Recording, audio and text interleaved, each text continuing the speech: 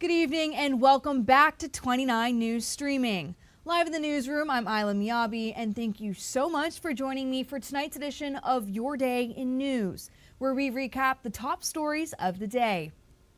A bill moving through the General Assembly could soon give nonprofits more power to provide affordable health insurance to their employees. Gabby Womack explains what this could mean for organizations here at home. The bill may be in Richmond, but it started right here in Charlottesville, where the Center for Nonprofit Excellence Virginia heard from members who were struggling to afford coverage. The nonprofit sector is actually one of the largest employers in our state. Virginia delegate Katrina Carlson says that scale is exactly why the change matters.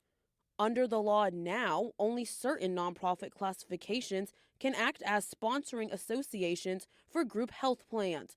This proposal would allow 501c3 charitable organizations, the traditional nonprofits most people think of, to do the same. And allowing them to provide this group insurance will give them access to more affordable health care, and I think that's important. The idea is to let nonprofits pull together, increasing their bargaining power when working with insurance providers.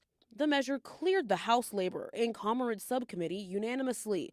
Carlson says lawmakers on both sides heard similar concerns. A lot of people are worried about changes that we're going to see from the federal government, what that might mean for their monthly premiums. Carlson says this huge effort comes from Center for Nonprofit Excellence Virginia, who sees this problem firsthand. It's a wonderful resource. They listen to their members and they brought the bill to me, and they've been a wonderful partner to work with. So I want to give them credit. The bill now advances to the full House Committee on Labor and Commerce for further consideration. In Charlottesville, Gabby Womack, 29 News.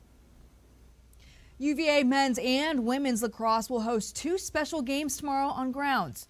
Jackson Schock explains why these matchups are about more than just winning. Both the women's and the men's lacrosse teams here at UVA will be playing their One Love games this weekend to encourage education on what healthy and unhealthy relationships look like. Everybody needs to participate in being aware of signs, whether it's through your friends, your family, and not letting things go. Yardley Love, a player on the women's lacrosse team at UVA, was killed by her ex-boyfriend, a member of the men's lacrosse team, in 2010. Almost 16 years later, the two teams are honoring Love by dedicating their games to the organization in her name, One Love. It's remained just so important to continue to carry Yardley's legacy through the work that the organization's doing. One Love teaches young people the signs of healthy and unhealthy relationships and encourages people to learn how to love better. 3.6 million people have participated in One Love's workshops. LaMonica says her players are included in that number and wanted to learn more about Yardley. That was something that our team, they wanted to know a little bit more intimately about who Yardley was, and I thought that was really, really special. Both games will be held here at Klockner Stadium on Saturday. The women will start at noon against Stanford, and the men will play Johns Hopkins at 3 o'clock. From Klockner Stadium, Jackson Schock, 29 News. After nearly 50 years of being at the center of UVA grounds, a local bookstore was on its way to closing. Kate Nectarline tells us about the students giving it a new chapter. Heartwood Books has been a staple, the UVA corner, for decades. Now, thanks to a group of UVA undergrads, its legacy lives on through a different name, but the same spirit. It's so much more than just a place that sells books. On Ellingwood Avenue, two signs adorn an iconic bookshop. One acknowledges the past, the other is a nod to the future. Ginkgo tree is a very dynamic tree in that its leaves really change color and then it drops all of them at once, but it's also a very hardy tree. It doesn't go anywhere. Max Fleischer, a third year at UVA, and 3 other students are making sure this bookshop doesn't go anywhere. Be 211. When Paul, the owner, decided to retire, Fleischer and many others thought that would be the end. Then Fleischer had an idea: buy the place and keep it going.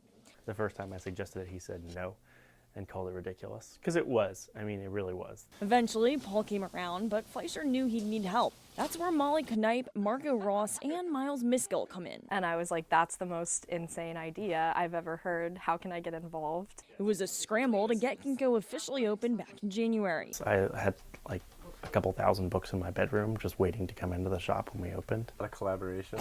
It's a lot of like texting people like, hey, can you come in for 20 minutes and fill my spot? It's a lot of late nights. The response, they say, is overwhelming. they're happy that someone cared so much about the bookstore to keep it going. Fleischer says they'll move on, but want Ginkgo to remain student-run to make sure this sign always says open. But it's here to stay. Kate Nectarline, 29 News. That's all for this Friday's edition of Your Day in News. Thanks for sticking around. For 29 News, I'm Isla Miyabi.